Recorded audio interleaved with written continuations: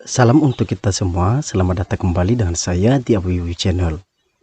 Nah, pada kesempatan ini saya akan menyampaikan ke kita semua satu informasi penting bahwa sudah munculnya informasi status keterpanggilan Bapak Ibu sebagai calon peserta PPG dalam jabatan 2022 sejak tanggal 12 kemarin sampai tanggal 25 Februari 2022 nanti. Untuk itu silakan simak videonya agar tidak ketinggalan informasi.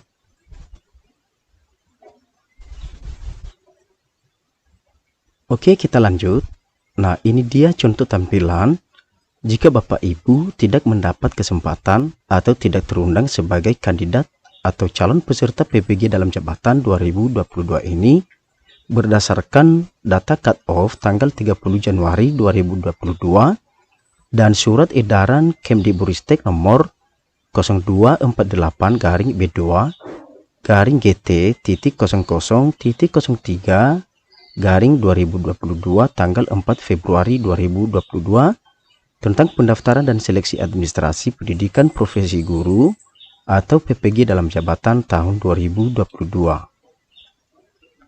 Nah, berikutnya ini dia contoh tampilan jika Bapak Ibu mendapat kesempatan sebagai kandidat atau calon peserta PPG dalam jabatan tahun 2022 ini. Untuk itu silakan lengkapi dan ajukan data profil Bapak Ibu dengan mengklik menu berwarna biru di bawah ini, yaitu lengkapi profil. Oke, pertama-tama Bapak Ibu silakan lihat status Bapak Ibu sebagai sasaran PPG dalam jabatan 2022. Bisa Anda cek di pencarian akun GTK melalui https://gtk.pelajar.kemdikbud.go.id/akun/PTK. Jika Bapak Ibu termasuk, segera login di https://ppg.simpkb.id/home dengan akun SimPKB menggunakan user dan paspornya masing-masing. Jika muncul tampilan seperti di samping, berarti Bapak Ibu terpanggil sebagai kandidat peserta PPG dalam jabatan 2022. Jadi segera lengkapi data di https://ppg.simpkb.id/profil. Kemudian tampilan berikutnya, biodata diri yang harus diisi adalah bagian A, biodata diri. 1. Informasi dasar. Bagian A, jabatan. Silakan isi dan sesuaikan apakah guru mata pelajaran atau guru kelas. Bagian B, jabatan fungsional khusus untuk guru CPNS dan PNS, guru pertama 3A sampai 3B, guru muda 3C sampai 3D, guru madya 4A sampai 4B, guru utama 4C sampai 4E, atau jika Bapak Ibu non-PNS, maka silakan pilih atau ketik non-PNS. Bagian C, gelar depan, contohnya doktorandus, doktoranda, jika ada. Bagian D, gelar belakang, contohnya SPD, jika ada. Nomor 2, instansi asal. Bagian A, kode posnya, silakan diisi. Bagian B, mata pelajaran yang diampu, silakan diisi. Nomor 3, informasi rekening. Bagian A, nama banknya. Bagian B, bank cabang. Bagian C, nomor rekening. Bagian D, nama pemilik rekening. Nah, ini atas nama rekeningnya Bapak Ibu masing-masing. Nomor 4, kontak. Bagian A, nomor HP atau nomor WA yang aktif. Bagian B, alamat email. Kemudian bagian B, linearitas S1 atau D4 dengan bidang studi PPG.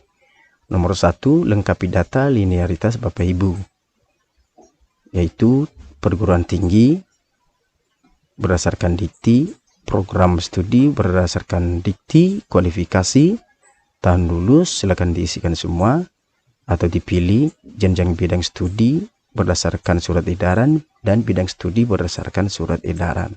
Nomor 2, lengkapi pindahin berkas ijazah Bapak Ibu dengan ukuran file mulai dari 20 KB sampai maksimal 1,5 MB.